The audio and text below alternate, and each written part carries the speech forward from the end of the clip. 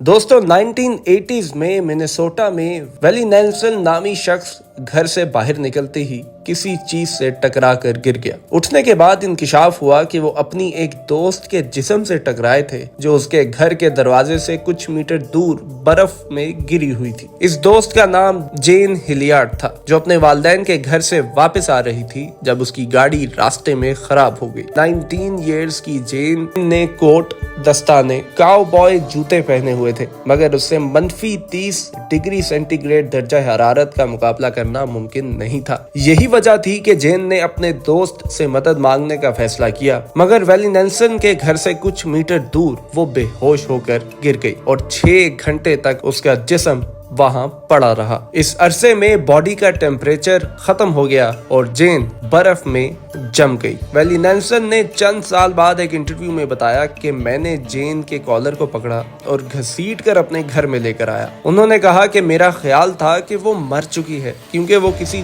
तख्ते से ज्यादा सख्त हो चुकी थी, मगर फिर मैंने उसकी नाक से चंद बुलबुलों को बाहर आते देखा। अगर उस वक्त वेली नेल्सन फौरी इक़दामात ना करते तो जेन हिलियार्ड हर साल शदीद सर्दी से हलाक होने वाले काफी अफराद की फहरिस्त में शामिल हो जाती। मगर उस खातून के बचने की दास्तान मेडिकल साइंस का हिस्सा बन गई जो अब भी साइंसदानों को तंग कर देती है। सवाल ये पैदा होता है कि कोई फर्द बर्फ में जमकर कैसे बच सकता है, तो आइए इसका जवाब ढूंढते हैं। दोस्तों, शदीद सर्द मौसम का सामना करके काफी अफराद बच जाते हैं और तिब्बी माहिरीन के मुताबिक जरूरी नहीं कि हर फर्द बहुत ज्यादा ठंड से हलाक हो जाए। कई बार इंसानी जिस्म मेटाबॉलिज्म को रोककर जिस्मानी दर्जा हरारत कम कर लेता है और ऑक्सीजन के लिए जिस्मानी ख्वाहिश को कम कर देता है। मगर जेन हिलियार्ड की दास्तान इसलिए मुनफरिद है क्योंकि वो बर्फ में मुकम्मल तौर पर जम चुकी थी। उनकी आंखें जम गई थी और जिल्द इतनी सख्त हो गई थी कि उसमें सुई को दाखिल किया गया तो वो टूट गई। जेन का इलाज करने वाले डॉक्टर जॉर्ज शेटर ने बताया कि जेन का जिस्म सर्द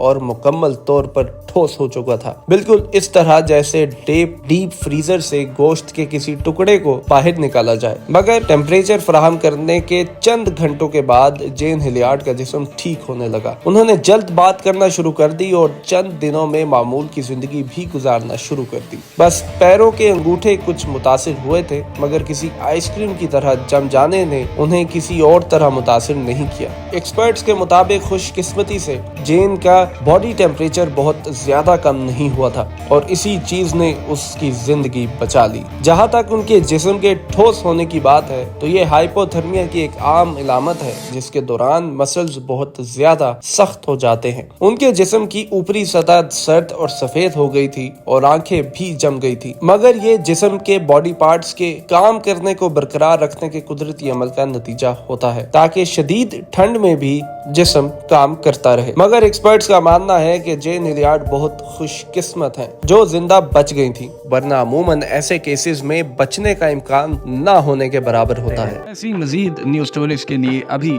सब्सक्राइब करें ऑन पॉइंट चैनल को और बेल बटन ऑन करना मत भूलिएगा।